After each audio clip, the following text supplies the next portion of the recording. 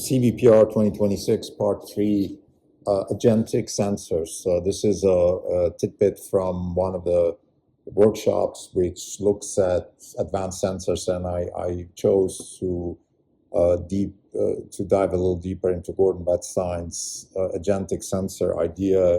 He has a paper also where they talk about how to solve the inverse problem. The inverse problem in computer vision is that you get an image through your sensor, and the image might not actually correspond to the input. So you have this problem that you don't know what actually came in that produced the image that you got.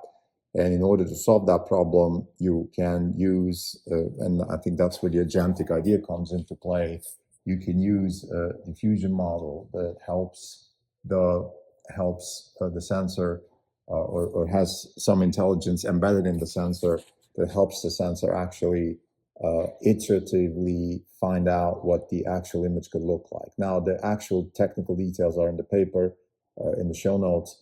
The way I understand this is that you have an initial, you get an input X, and then you have a sensor which turns that input X into an image. So there's a forward pass, a filter or some sort of technology in the sensor that produces pixels into images. And now that image could be blurred or might not be blurred. But again, the inverse problem is, okay, am I actually seeing what I'm supposed to be seeing?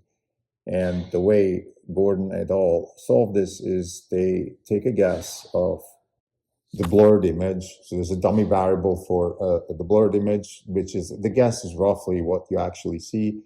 But that variable is again, it's variable, that's the key. And then you have another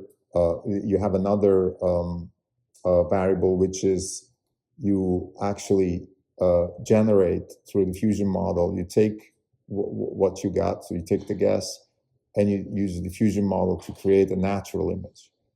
And that natural image is not going to look exactly like the guess, but you now iterate between the guess and the natural image until you find like an optimum or sort of a low energy state, or I don't know what exactly the optimization function is. So the analogy would be you have a blurred image, and then you have an artist that sketches a natural image. Now the artist's sketch of the natural image is not going to look exactly like the guessed blurred image. So you kind of have to converse. Now the blurred image has to approach the artist a bit, and the artist has to approach the blurred image a bit until there is not much more improvement to be made, and then hopefully that is the actual image that the best version of the image that the sensor could have gotten. I think what's interesting here is, again, it's the agentic nature of the sensor. So you are adding intelligence to the sensor. In the sensor, it's embedded in the sensor.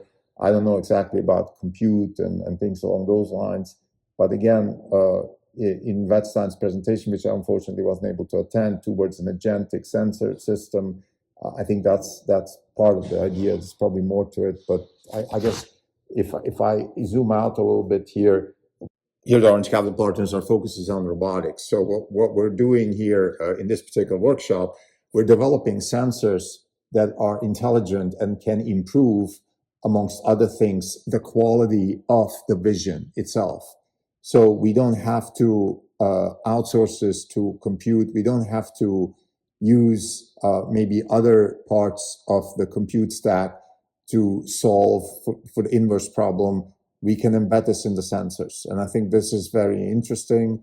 It helps with various things. For example, also video generation, which is one of the themes that we spoke about, is the video generation as a tool towards long-form video generation as a tool to solve the robotics problem, because the robot, Yulun Du's presentation was about that the robot imagines a trajectory, and then given a prompt, the robot imagines a trajectory and then acts accordingly. So there's this need to have a good initial prompt or a good prior that is as close to reality as possible, so we can then go from there and generate videos and then use that for robotics. Thank you.